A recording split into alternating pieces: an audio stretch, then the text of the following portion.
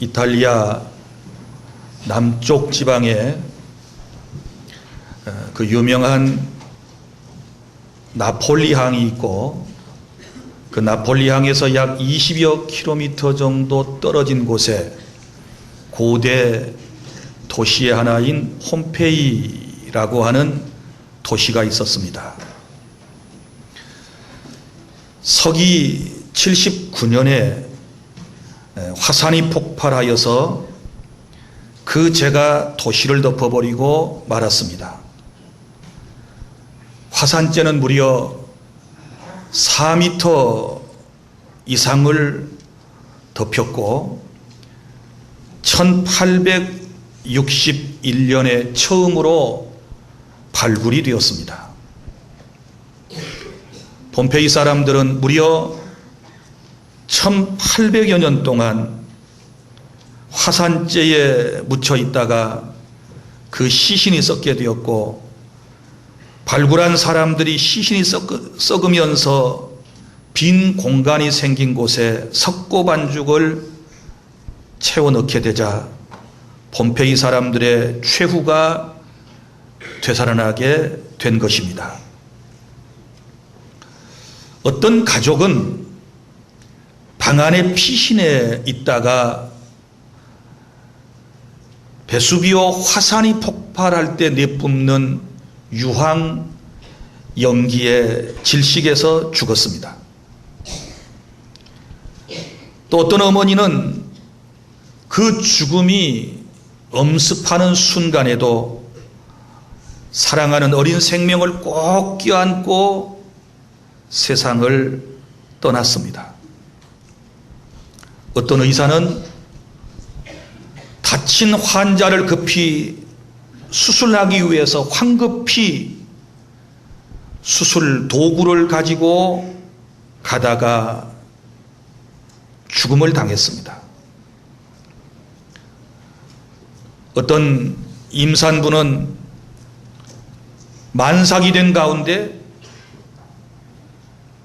엎드려서 코와 입을 막은 채로 세상을 떠났습니다. 또 어떤 관공서를 지키던 한 보초는 화산이 폭발하고 유황의 연기가 마구 자기 자신을 향하여 불어오고 화산재가 수도 없이 덮이는 현장에서도 자신의 자리를 떠나지 않고 그 관공서를 지키다가 그대로 세상을 떠난 사람도 있었습니다. 그 중에 한 방에서 한 무리의 시체를 발견하게 되었는데, 그 현장은 장례식장으로 추정을 하고 있습니다. 옛날 장례식장에는 죽은 사람을 위하여 산 사람들이 예물을 갖다가 줍니다. 그리고 그 가족들에게 부조도 하면서 여러 가지 금은 보화를 갖다가 주면서 서로 위로를 했다고 그럽니다. 수많은 사람들이 엄청나게 많은 부조금과 그리고 금부치 등등을 장례식장 한 상위에 진열을 해놓고서 마지막 가는 일을 보내는 현장입니다. 그런데 그 방에 수십 명의 사람들이 손에다 제각기 금부치를 들고 돈을 쥐어잡고서 죽어있는 모습이 발견이 됐습니다. 이 사람들이 누구일까요? 장례식장에 이 조문객으로 와가지고 부조금을 훔쳐가려고 했던 사람들,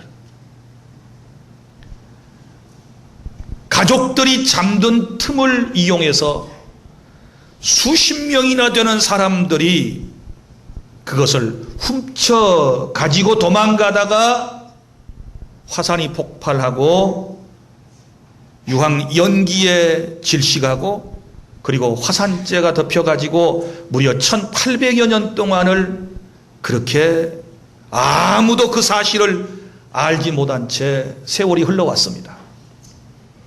그런데 1861년에 이제 이게 발굴이 돼요.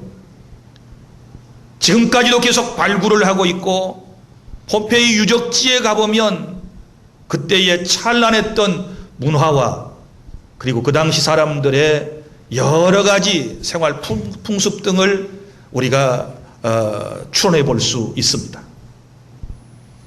여기서 한 가지 깨닫게 되는 것이 있습니다. 2000년 전의 사건이 이제 드러나게 되었다. 아무도 모르게 묻혀 있었던 사건들이 이 땅 위에서 드러나게 되었다.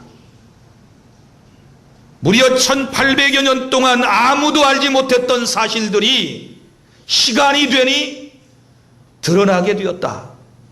이것은 최후의 심판도 아니고 이것은 이 땅에 우리가 살아가는 역사 속에서 일어나는 일들입니다. 여러분, 하나님의 심판이 있습니다. 히브리서 9장 27절 한 번 죽는 것은 사람에게 정해진 것이요 그 후에는 심판이 있다 라고 말씀을 하셨습니다. 여러분, 하나님의 심판을 피할 사람은 아무도 없습니다. 주님이 오시는 그날의 선악간의 모든 일들이 다 드러나게 되는 줄로 믿으시기를 바랍니다.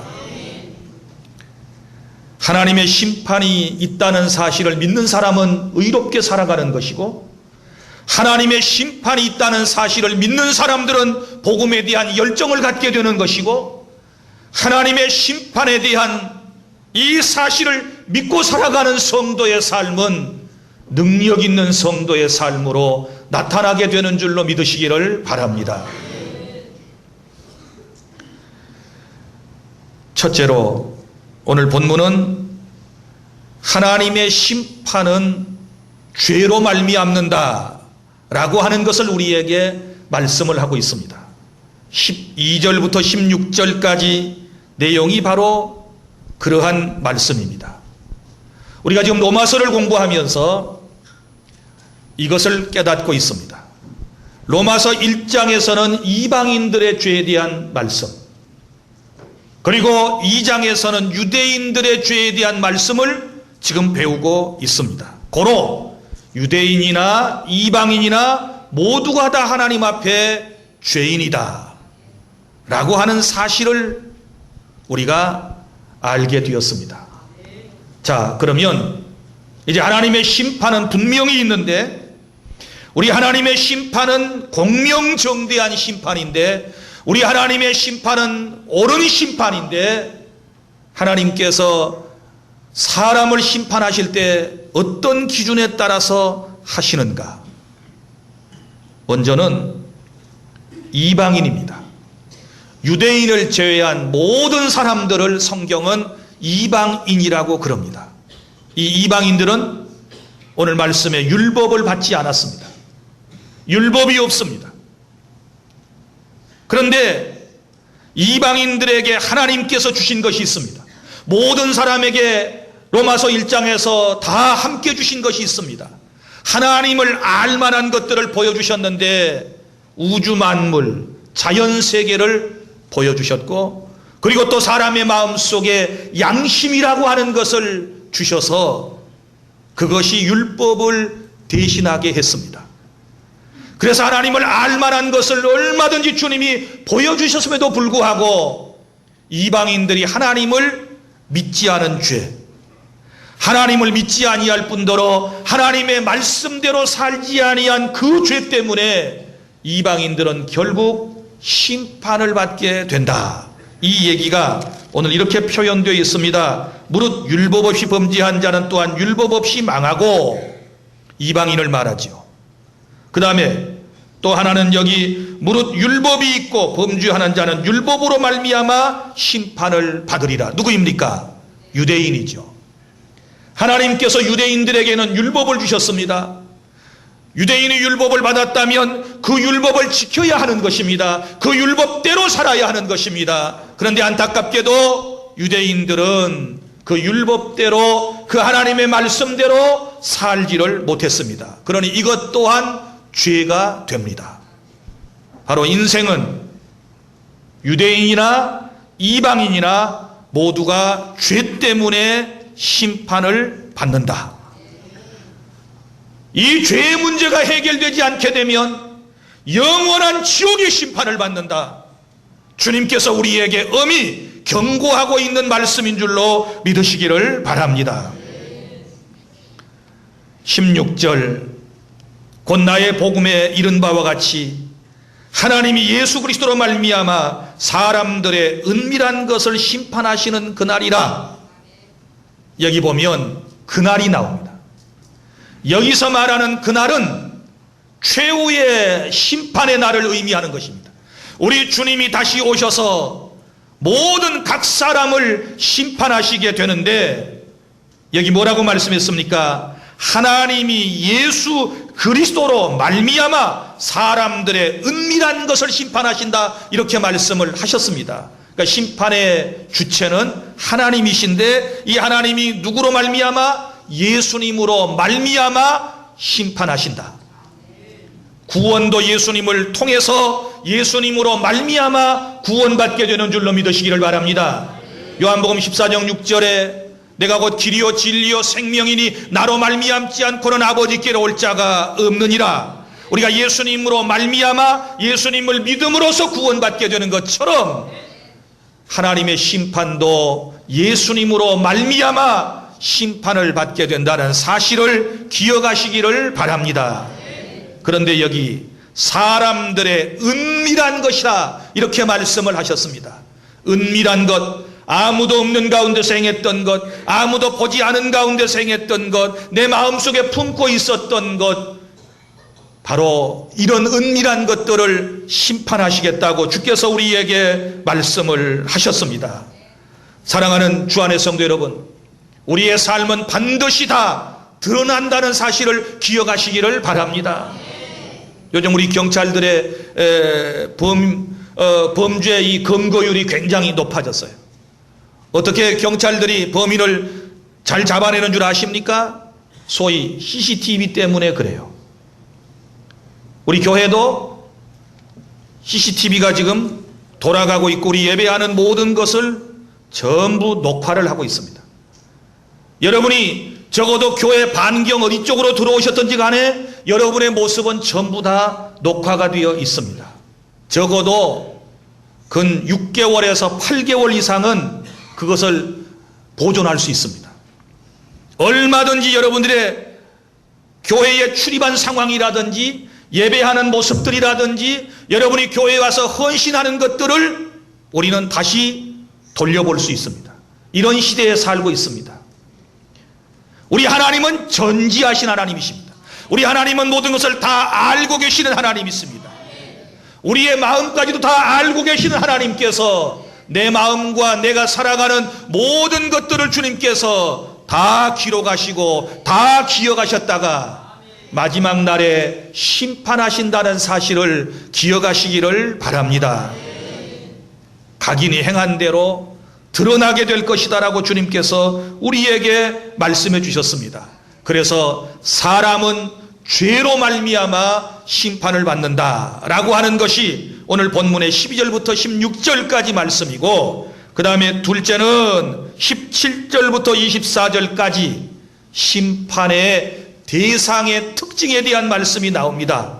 자, 심판을 받게 되는데 유대인도 심판을 받고 그리고 이방인도 심판을 받게 되는데, 특별히 여기 유대인들이 받을 심판, 그리고 유대인들이 이미 하나님을 믿는 사람들로서 그들이 행하여 온 것들에 대한 지적들이 여기 나옵니다. 이것은 오늘날 종교인들에 대한 얘기고 저와 여러분들에 대한 얘기일 수도 있습니다. 잘 들어보시기를 바랍니다. 종교인의 특징, 유대인의 특징이 무엇입니까? 17절 이렇게 말씀을 합니다. 내가 율법을 의지하며, 율법을 의지한다. 무슨 말일까요? 성경을 가지고 다닙니다. 성경 말씀을 의지하며 살아갑니다. 그런데 안타까운 것은 그 하나님의 말씀대로 살지 못하기 때문에 종교인이 심판을 받게 됩니다. 그리고 또한 17절 하반절 이렇게 나옵니다. 하나님을 자랑하며, 하나님을 자랑한다라고 하는 말은 공개적으로 자기 자신이 하나님을 믿는다는 사실을 다른 사람에게 드러내는 것을 의미하고 있고, 여기 자랑한다라고 하는 말은 뽐낸다는 의미를 가지고 있습니다. 자, 하나님을 다른 사람에게 믿는다라고 말하는 것까지는 매우 중요합니다만은, 그러나 그 이후에 그렇게 말하면서도 하나님의 뜻대로, 하나님의 말씀대로 살지 못하는 종교인들, 유대인들, 이 문제를 해결하지 않게 되면 하나님의 심판을 받게 된다라고 하는 말씀입니다. 그리고 18절 율법의 교훈을 받은 사람이라고 말씀을 합니다. 우리는 하나님의 말씀을 지금 받고 있습니다. 유대인들이 율법을 받은 것처럼 우리는 지금 복음을 받고 있습니다. 그런데 중요한 것은 복음을 받으면서도 우리가 하나님의 말씀대로 살아가지 않게 되니 이것이 바로 심판의 근거가 된다라고 하는 것을 여러분 기억하시기를 바랍니다. 또 유대인의 특징, 종교인의 특징, 하나님의 뜻을 알고 그랬어요. 하나님의 뜻을 모르는 게 아닙니다. 어떤 것이 하나님이 기뻐하시는 뜻인지, 어떤 것이 하나님이 원하시는 뜻인지 이걸 다 알아요. 다 알고 있지만 하나님의 말씀대로 행하지 못하는 그것 때문에 심판을 받는다. 또 여기 보면 지극히 선한 것을 분간하며, 18절 하반절에 지극히 선한 것을 분간한다라고 하는 말은 어떤 것이 옳은 일인지를 잘 분간할 수 있고, 또 마음속에 동정심을 가지고 선을 행해야 되겠다라고 하는, 저 사람을 도와줘야 되겠다라고 하는 이런 마음을 가지고 있으면서도 그것을 실천에 옮기지 않는 죄를 말씀하고 있는 것입니다. 그리고 또한 19절 맹인의 길을 인도하는 자요, 앞을 잘 보지 못하는 시각장애인들을 인도하는 자요. 여러분, 남을 인도하는 일을 하면서도 자기는 하나님의 말씀대로 살지 못해요. 어둠에 있는 자의 빛이요, 세상의 빛이요 소금이라고 하는 사실을 알면서도 빛의 사명을 감당하지 못하는 것을 지적하고 있고, 또 20절 율법에 있는 지식과 진리의 모본을 가진 자로서 어리석은 자의 교사요. 자, 여기 보면 지식과 진리의 모본을 가졌다. 어떻게 살아야 하는지 모본을 다 알고 있어요. 하나님의 말씀을 다 알고 있어요. 그런데 그 모본대로 살아가지를 못해요. 또한 여기 보면 어리석은 자의 교사요, 사람을 가르치고 있습니다. 성경을 가르치고 있습니다. 자연의 위치를 가르치고 있습니다. 그런데 중요한 것은 가르치면서도 그렇게 살아가지 못하는 안타까움이 있어요. 어린아이의 선생이라고 스스로 믿으니, 나는 가르치는 선생이라고 스스로 믿으면서도 본인은 그렇게 살지 못하는 것에 대해서 말씀을 하고 있는데, 21절 그러면 다른 사람을 가르치는 네가 내 자신은 가르치지 아니하느냐. 잘 들으세요. 가르치는 사명을 갖고 있는 분들, 남을 가르치는 분들, 저를 포함하여 우리 모두가 다 귀담아 들어야 할 말씀인 줄로 믿으시기를 바랍니다. 먼저 우리 자신을 가르쳐야 될 줄로 믿으시기를 바랍니다. 바른 소리 잘하는 분들 먼저 자기 자신이 변화를 받아야 될 줄로 믿습니다. 남을 정죄를 잘하는 분들, 남의 판단을 잘하는 사람들 먼저 자기 자신을 보는 눈이 열려져야 될 줄로 믿으시기를 바랍니다. 또 말씀을 보십시오. 21절 도둑질하지 말라 선포하는 네가 도둑질하느냐? 이게 유대인들의 죄악상이에요. 종교인들의 죄악상이에요. 도둑질하지 말라 그래 놓고 자기 자신이 도둑질을 해요. 간음하지 말라 하는 네가 간음을 해요. 우상을 가증히 여기는 네가 어찌하여 신전의 물건을 도둑질하느냐, 이렇게 말씀을 해요. 율법을 자랑하는 네가 율법을 범함으로 하나님을 욕되게 하느냐. 유대인들의 모습이고 우리들의 모습이에요. 하나님을 자랑하고 말씀을 안다고 그러면서 우리가 하나님의 말씀을 범죄함으로 하나님을 욕되게 하는데, 24절 기록된 바와 같이 하나님의 이름이 너희 때문에 이방인 중에서 모독을 받는 도다. 이미 예수님을 믿는다라고 하는 우리 때문에 하나님의 이름이 저 믿지 않는 사람들 중에서 모독을 받는 경우는 없습니까? 이런 일이 너무 많이 있지요. 이것을 철저히 하나님 앞에 회개해야 되는 줄로 믿으시기를 바랍니다. 그러니까 심판의 대상이 누구입니까? 바로 하나님의 말씀을 받고 하나님의 말씀을 알고 하나님의 말씀을 깨닫고 하나님의 말씀을 가르치면서도 그 말씀대로 본인이 정작 살지 못하는 사람들에게 하나님의 심판이 있다라고 하는 것을 선언하고 있는 줄로 믿으시기를 바랍니다. 그래서 성경은 선생된 자가 더 큰 심판을 받을 것이라고 말씀을 했습니다. 저도 이 말씀을 준비하면서 제 안에 찔리는 게 너무 많아요. 내가 하나님의 말씀을 다 지키고 설교하고 있는가? 내가 하나님의 말씀을 다 지키고 난 다음에 큰 소리로 성도들에게 내가 책망하는 설교를 하고 있는가? 저도 자유롭지 못해요. 저를 포함한 우리 모두가 다 하나님 앞에 죄인이고 하나님의 은혜가 아니면 살 수 없고 우리가 듣기는 많이 하고 알기는 많이 하고 그리고 신앙인으로서 우리가 하나님을 섬기는 일은 익숙해 있지만 정작 하나님의 말씀대로 살지 못하는 이런 안타까움이 있음을 우리가 자성하고 깨닫고 고치고 행동하는 크리스천이 돼야 되는 줄로 믿으시기를 바랍니다. 셋째로 25절부터 29절까지 그러면 심판을 받지 않으려면 어떻게 해야 될까요? 심판을 받지 아니하려면 참 유대인, 참 성도가 되어져야 되는 줄로 믿으시기를 바랍니다. 여기 25절 네가 율법을 행하면 할례가 무익하나 만일 율법을 범하면 네 할례는 무할례가 되느니라. 무슨 얘기입니까? 유대인들은 늘 할례를 받은 그것 때문에 자기 자신들은 구원받을 거라고 하는 착각 속에 빠져 있었습니다. 그럼 할례가 무엇일까요? 할이라고 하는 말, 한문의 할자는 벤다는 뜻이고 이 영어로 커트라는 뜻이에요. 커트. 그러니까 할례 예식은 이런 거예요. 이스라엘 백성으로 태어나면, 유대인으로 태어나면, 남자아이로 태어나면 난지 8해 만에 남자아이의 생식기의 포피를 잘라내는 것을 바로 할례라고 그래요. 자, 보세요. 몸에다가 하나님의 백성, 그들이 말하는 하나님의 백성, 유대인이라고 하는 표시를 몸에다가 해주는 것을 말해요.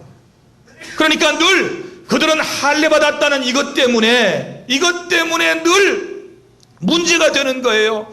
우리는 하나님이 택한 할례 받은 백성이니까 우리는 구원받았다. 이렇게 생각을 하면서 정작 이 사람들이 하나님의 율법을 지키지 않았어요. 그런데 여기 이렇게 말해요. 네가 율법을 행하면 할례가 유익하나. 맞습니다. 율법을 행하면 할례가 유효해요. 그런데 만일 25절 율법을 범하면 네 할례는 뭐가 돼요? 무할례가 돼요. 율법을 범해버리면 아무리 육신적 할례를 받았어도 무할례자와 똑같게 돼요. 그런즉 무할례자가 율법의 규례를 지키면 그 무할례를 할례와 같이 여길 것이 아니냐. 반대로 이제 할례를 받지 못한 이방인이 유대인들이 지키지 못하는 율법을 지키게 되면 곧 하나님께서는 이 사람을 할례 받은 사람으로 인정을 하신다라고 하는 뜻이에요. 그러면 이 뜻들의 말씀의 진리는 무엇입니까? 결국은 행함이 없는 것에 대하여 지금 질타를 하고 있는 것입니다. 왜 이스라엘 백성이라고 하면서 왜 할례 받았다고 그러면서도 하나님의 뜻대로 살지 않는가? 왜 하나님의 말씀에 순종하지 않는가에 대한 책망이에요. 오늘 우리 신자들이 어떻습니까? 교회에 오면 전부 다 표면적 유대인들처럼 세례를 받았고 교회로서 오랫동안 신앙생활을 했고 또 성경을 알고 가르치고 헌신하고 봉사하는데 우리의 삶 속에서 하나님의 말씀대로 살지 못하는 이런 안타까움이 우리에게 있지 않습니까? 하나님을 알고 말씀을 배웠으면 그 말씀대로 살아야 되는 줄로 믿으시기를 바랍니다. 27절 또한 본래 무할례자가 율법을 온전히 지키면 율법 조문과 할례를 가지고 율법을 범하는 너희를 정죄하지 않겠느냐. 무슨 얘기예요? 할례를 받지 못한 이방인이 너희들이 못 지키는 율법을 다 지켜 행한다 그러면 저 이방인들이 너희들에게 손가락질을 하지 않겠느냐. 너희들은 할례를 받고도 율법을 지키지 않느냐. 우리는 할례를 받지 않았지만 너희들이 지키지 못하는 율법을 지킨다라고 정죄하지 않겠느냐 그 말이에요. 그러면서 결론으로 이렇게 말합니다. 28절 표면적 유대인이 아니요 표면적 육신의 할례가 아니니라. 깨달을 수 있기를 바랍니다. 여기 표면적 유대인이라고 하는 말이 나왔어요. 표면적 유대인이 누구입니까? 바로 할례 받은 몸에다가 유대 백성이라고 하는 이스라엘 백성이라고 하는 표를 하고 다니는 이 사람들이 바로 표면적 유대인이요. 자, 그런데 29절에 보면 오직 이면적 유대인이 유대인이며, 이면적 유대인은 누구입니까? 이방인을 말해요. 이 사람이 어떤 사람입니까? 마음의 할례를 받은 사람이에요. 할렐루야. 이스라엘처럼 표면적 할례는 받지 못했지만 마음의 할례를 받아서 이제 복음 시대는 마음의 할례를 받아야 될 줄로 믿습니다. 구약 시대에서는 이스라엘 백성이 되기 위하여 표면적 할례를 행하였었지만 이제 복음 시대는 우리가 예수님을 마음속으로 믿고 의에 이르고 입으로 신하여 구원에 이르는, 그리고 할례라고 하는 뜻은 베어버린다, 잘라버린다라고 하는 의미를 담고 있기 때문에 예수님을 믿고 복음을 받고 하나님의 말씀을 들었으면 이제는 세상의 것을 다 커트하고 하나님의 말씀대로 살아야 이 사람이 진정한 유대인이고 이 사람이 진실로 구원받을 이면적 유대인이라고 하는 사실을 믿으시기를 바랍니다. 오늘날 너무나도 많은 사람들이 착각에 빠져 있습니다. 여기 유대인들처럼 착각에 빠져 있습니다. 나는 세례를 받았으니까 천국에 갈 거다. 나는 심판을 면하게 될 것이다. 나는 교회에서 직분을 맡았으니까, 나는 교회에 때때로 헌금을 했으니까, 나는 교회에 와서 예배를 드렸으니까, 나는 교회에 와서 봉사를 했으니까, 나는 선한 일을 어느 정도 했으니까 내가 구원받을 수 있을 것이다. 나는 그런 분들이 다 구원받기를 원합니다. 그러나 중요한 것은 마음의 할례를 받지 못한 가운데서 행한 거라면 그것은 아무런 소용이 없다는 사실을 기억하시기를 바랍니다. 다시 말씀드립니다. 구약시대에 표면적 할례를 받은 사람이 이스라엘 백성이 되었었다면 이제 복음시대에는 마음의 할례를 받은 사람이 하나님의 아들과 딸이 되는 줄로 믿으시기를 바랍니다. 할렐루야. 이제는 마음의 할례가 필요해요.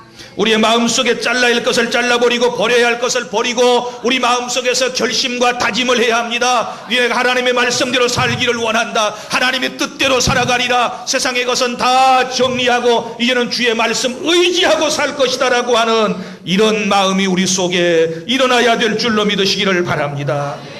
그래서 심판을 면하는 방법은 마음의 할례를 받으면 돼요. 표면적 할례가 아니라 마음의 할례를 받으면 누구든지 심판을 면하게 될 것이고 영원한 천국에서 상급의 심판만을 받게 되는 줄로 믿으시기를 바랍니다. 구원받았으면 우리가 하나님의 자녀라고 생각을 한다면 하나님의 뜻대로 살아야 할 줄 믿습니다. 하나님의 뜻을 따라 살아가는 사람이 참된 유대인이고 이면적 유대인이고 참된 하나님 나라의 백성이고 하나님께서 기뻐하시는 주님의 나라의 성도인 줄로 믿으시기를 바랍니다. 명목적인 크리스찬에서 이제는 실질적인 크리스찬이 되고 표면적에서 이제는 이면적 신앙으로 변화되는 저와 여러분이 될 수 있기를 바랍니다. 왜냐하면 하나님의 심판이 있기 때문입니다. 기도하겠습니다.